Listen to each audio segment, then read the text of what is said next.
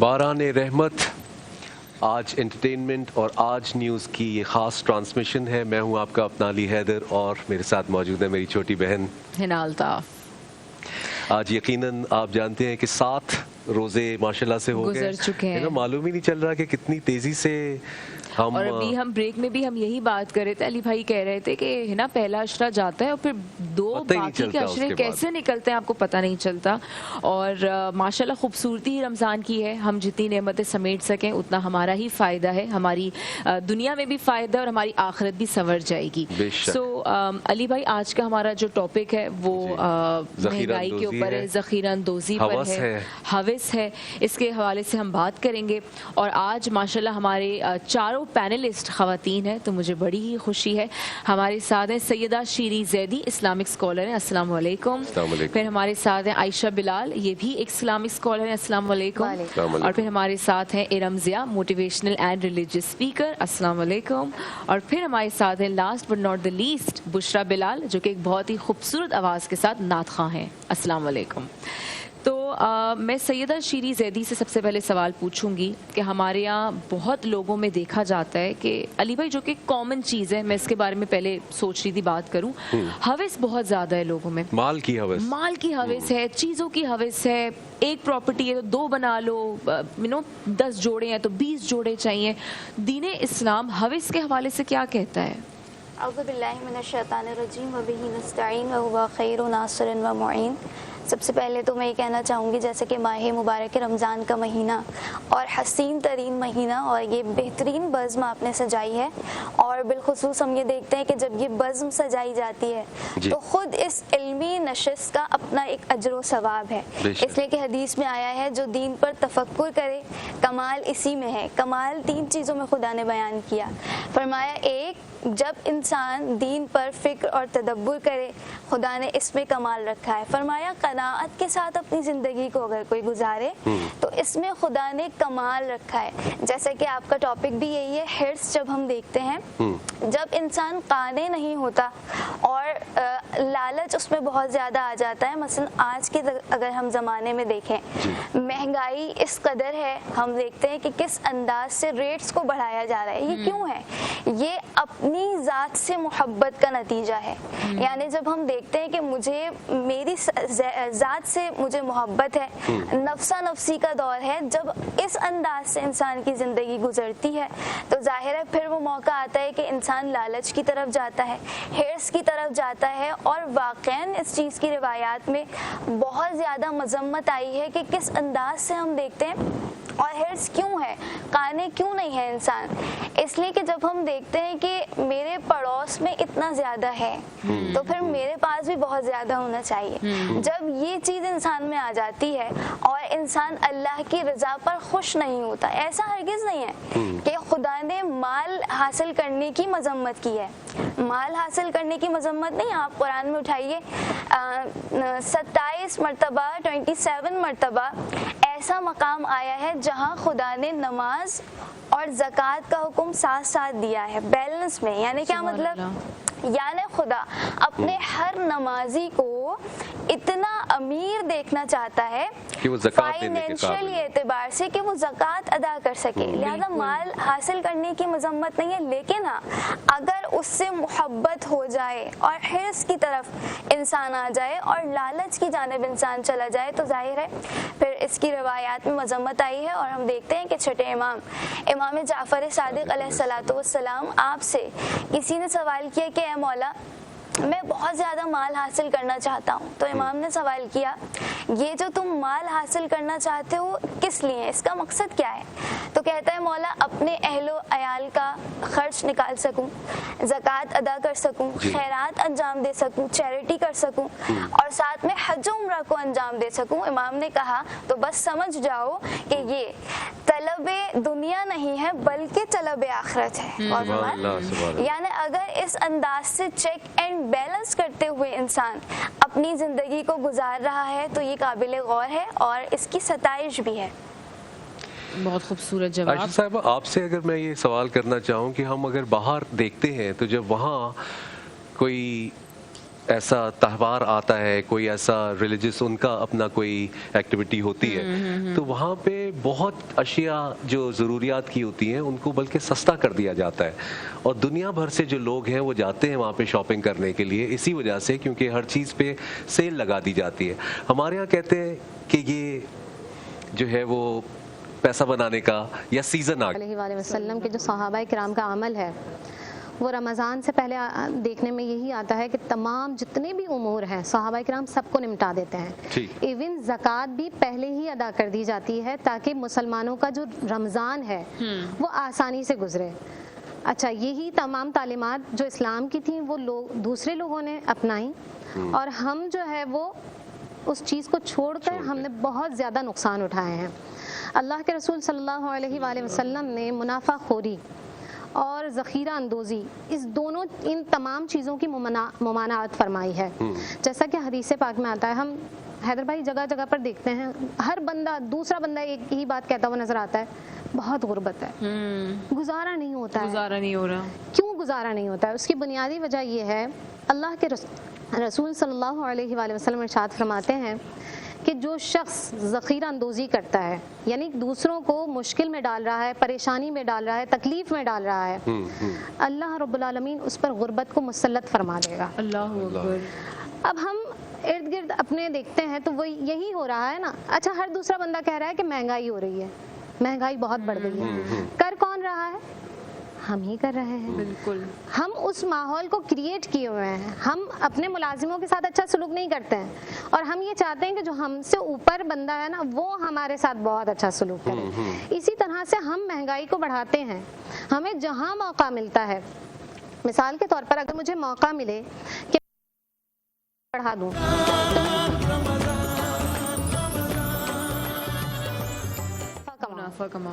مطلب میں کبھی بھی یہ نہیں سوچوں گی کہ جو دوسرا بندہ ہے, جبکہ اللہ کے رسول صلی اللہ علیہ وآلہ وسلم کا ارشاد گرامی یہی ہے, خیر الناس من ینفع الناس, لوگوں میں بہترین شخص وہ ہے جس سے دوسروں کو نفع ملتا ہے.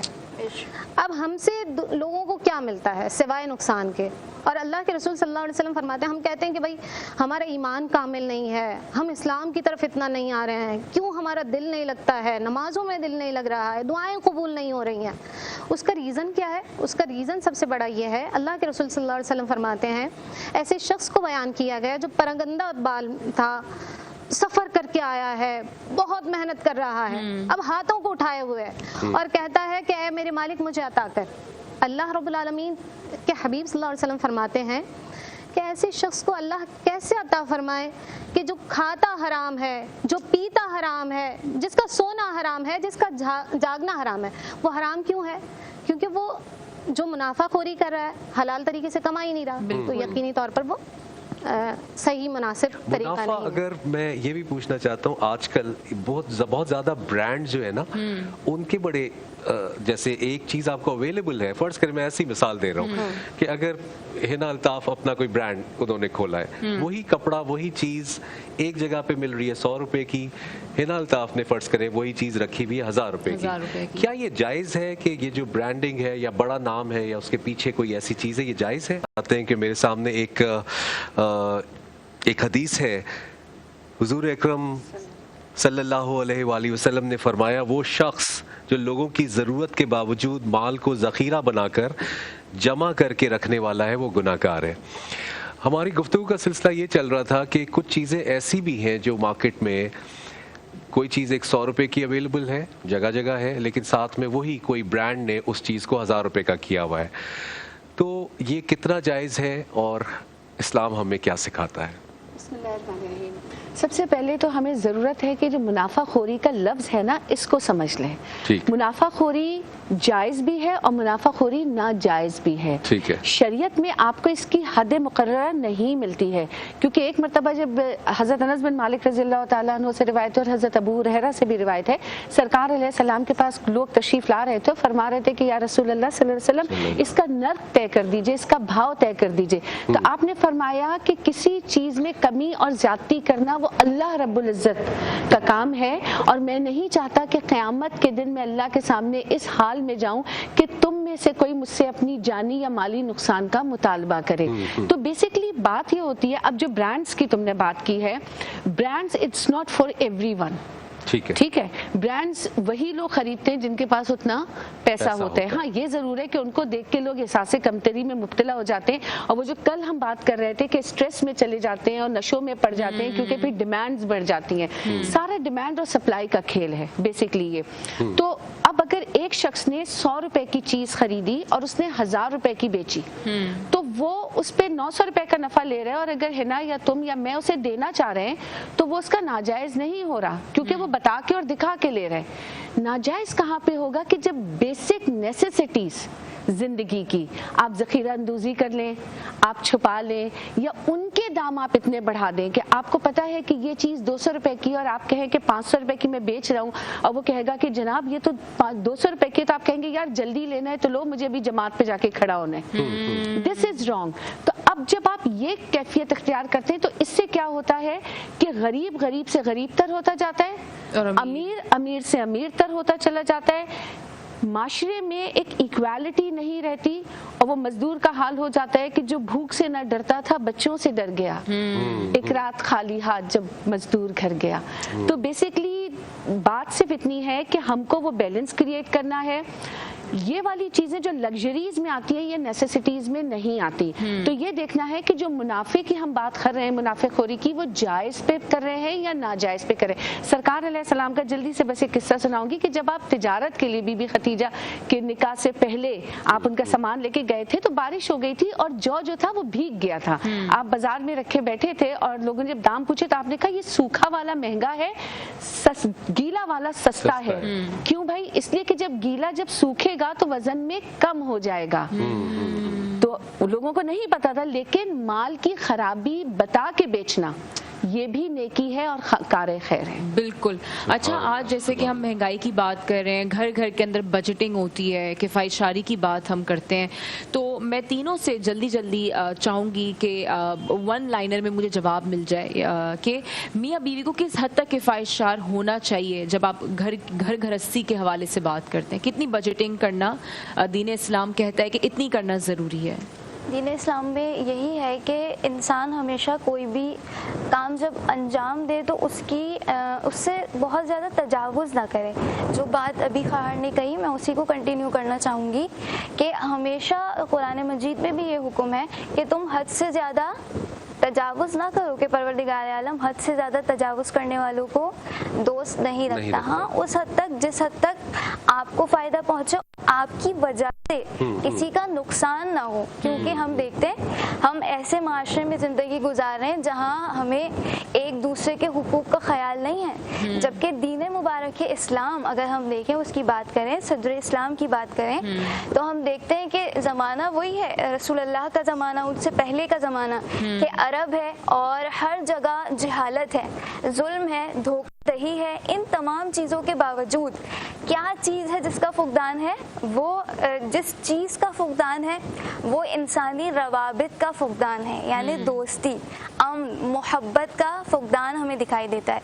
और इसी चीज़ को पैगंबर अकरम ने अपनी सीरत के ज़रिए से वाज़े फरमाया।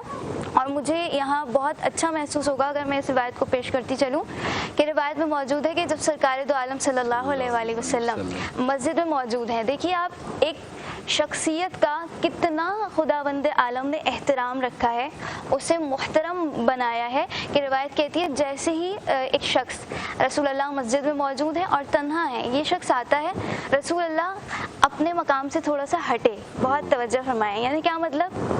ये आने वाला सवाल करता है, या रसूलुल्लाह जगह बहुत वसी है, आप तन्हा हैं और ऐसा नहीं कि जगह तंग है, तो आप अपने मकाम से क्यों हटे? तो रसूलुल्लाह सल्लल्लाहु अलैहि वसल्लम ने फरमाया कि मुसलमान का दूसरे मुसलमान पर हक ये है कि जब वो आए तो उसकी शख्सियत का एहतराम करते हुए थोड़ा सा उसे जगह एक कदम आगे बढ़ाए। देखिए इस्लाम किस हद तक चाहता है कि शख्सियत का एहतराम हो, लेकिन हम अगर माशरे में देखते हैं तो हमें अपना फ़ायदा जिस चीज़ में नज़र आता है उसको लेने की कोशिश कर रहे होते हैं। जबकि माह मुबारक रमज़ान का पैगाम हम देखते हैं रसूलुल्लाह सल्लल्लाहु अलैहि वसल्लम की वो दुआ जो माह मुबारक रमज़ान से ख़ास है कि हर नमाज के बाद, वाजिब नमाज के बाद इंसान को चाहिए कि इस दुआ को पढ़े। और दुआ का बड़ा जामे और हसीन जुमला कि इरशाद रसूलुल्लाह फरमाते हैं इस तरह दुआ फरमाओ कि अपने लिए नहीं बल्कि कहो कि परवरदिगार तू तमाम गरीबों को गनी कर दे, तो तमाम लोगों को, उन तमाम लोगों को जो कैद हैं उन्हें रिहा कर दे, फ़कत अपने बारे में नहीं बल्कि इंसानियत के बारे में। अपनी ज़ात से बाहर निकल कर जब इंसान